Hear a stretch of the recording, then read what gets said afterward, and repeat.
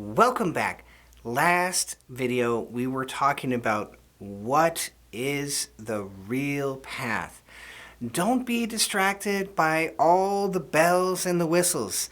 I'm gonna buy a car and I gotta make sure it actually drives on the path. I have to go down the path. I can't just have, oh, look, it's bright and it's shiny over here. It's bright and it's shiny over here. It doesn't actually go. It doesn't actually drive. I think I want to make sure my car actually is going down the pathway. So what is that pathway? How do you know you're actually going down the correct path?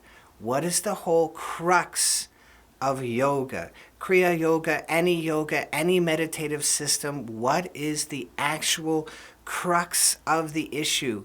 What is the tipping point where I go from I'm attempting to be a yogi to, oh yeah, you're a yogi?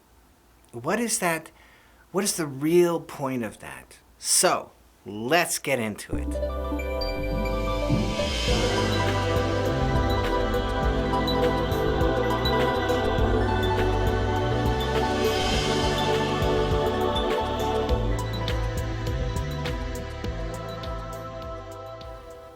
When you read Patanjali over and over and over again, you'll start to understand, now, wait a minute, there's a lot of talk over here, there's a lot of talk over there.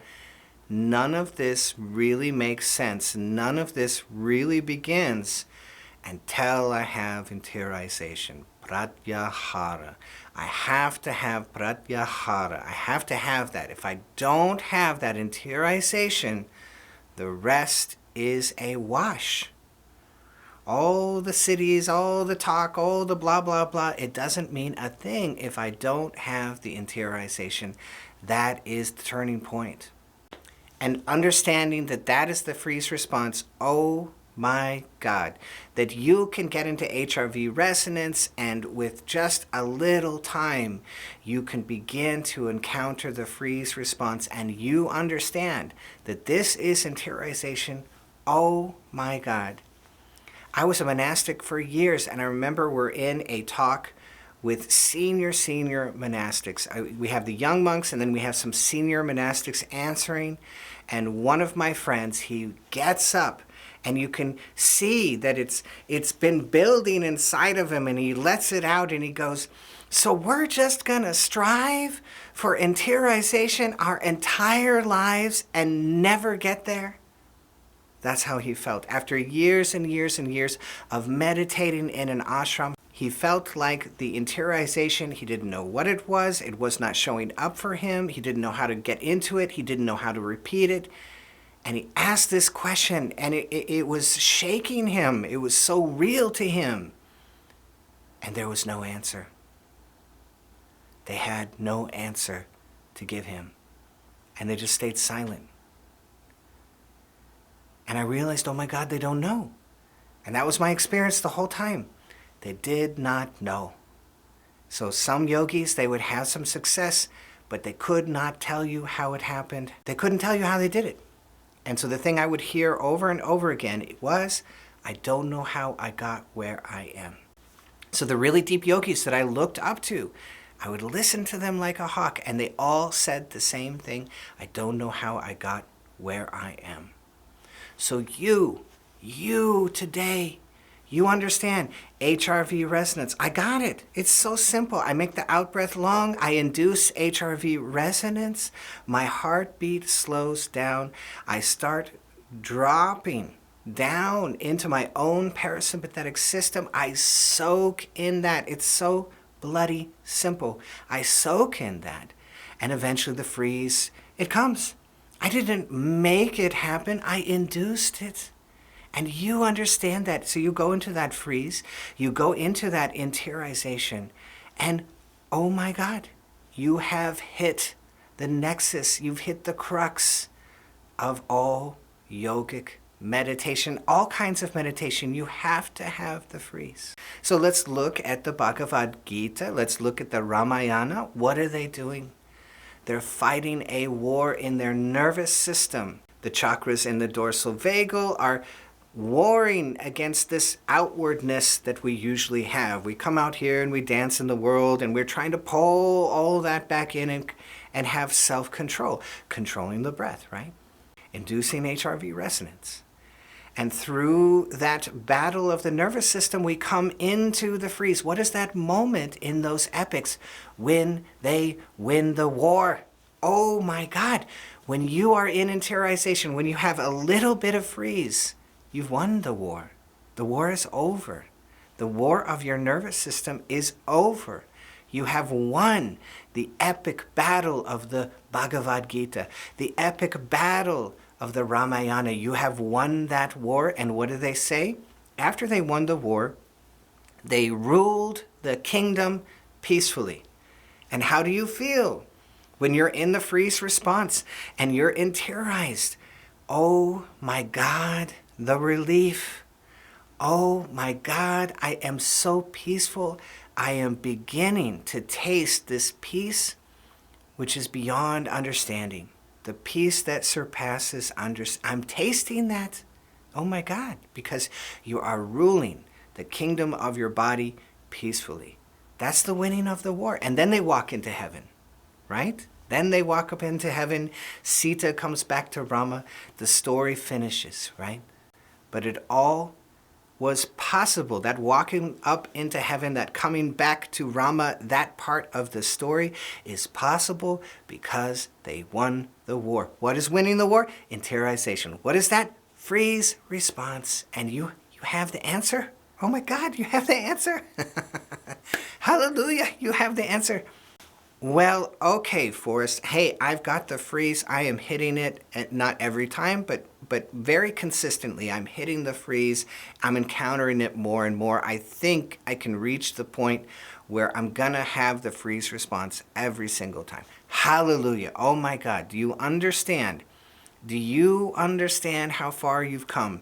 In my experience and meeting tons of yogis from tons of different systems, they usually only hit that kind of consistency in the freeze response, in pure interiorization, at about 50 years. Okay? HRV resonance, to get it consistently, usually where the heartbeat drops down and you start to feel silence, that usually happens at about 20 to 40 years. To consistently get the freeze, 50, a lifetime, 60 years. To get that far consistently. Other yogis, they'll hit these things with hit and miss, but we're talking about I can do it. I kind of have some kind of internal understanding. I can get there. I can repeat it. That's yoga. Yoga is repeatable. It's not a hit and miss. It is repeatable. When you can get HRV resonance and the freeze response, and you can get it on a regular, doesn't have to be every time, but you're hitting it on a regular basis. We're talking about the yogic work, which is equivalent to approximately 50 years. Oh my God. Should blow your mind. Okay, I got the freeze, I get it, but not a lot of things are going on. It's very, very still and quiet. Well, that in itself is something. The stillness and the quiet, hello, it is something. But think of it this way. If you get to the point where you are in interiorization, when you get to that crux, that nexus of yogic work, which is pratyahara, when you get that far and you keep coming back to the freeze response over and over again, you are bound to trip over something good. Keep coming back to that freeze. And this is the crux, this is the nexus, this is the place where you are bound to start tripping over some good things. And this is why we keep doing the Om Japa in the chakras. Because we want to clean out the way through the chakras so that when we interiorize, when we come into this very deep state, that we have a roll up of consciousness and we begin to experience love in the heart. But that's only going to be a profound and deep experience when we're in interiorization. And that's why it's the crux. It's the center of the board. It's the center of the chess game. It's the center of the riddle of yogic meditation.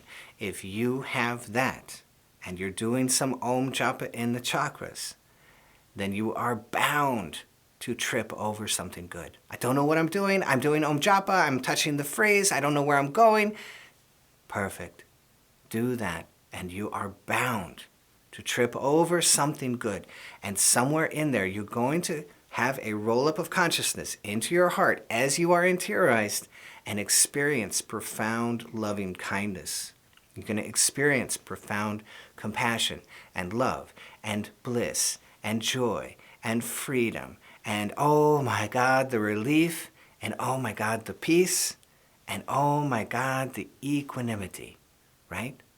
You're bound to start tripping over your own upper nervous system in a very quiet and interiorized way. And what does that do for you, that you're quiet and you're interiorized? It blows up the experience. What was so subtle, I had no idea what it was. I just ran right over it because I was not subtle. Now I'm quiet. Now I am subtle, and I see all of it. And it went from this to this because I was totally there and quiet and present. Why? Because I'm interiorized.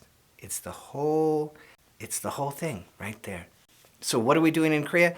Interiorize, get up into the heart. What is the Ramayana doing? Win the war, get back to Rama consciousness. What is the Bhagavad Gita doing? Win the war, walk up into heaven. What is Gayatri Mantra doing? Come up into the heart. Taste the heart over and over and over again. Expand that deep part of your brain naturally and easily. So I hope you love this. If you did, be sure to hit that bell down below so I can see all of you next time.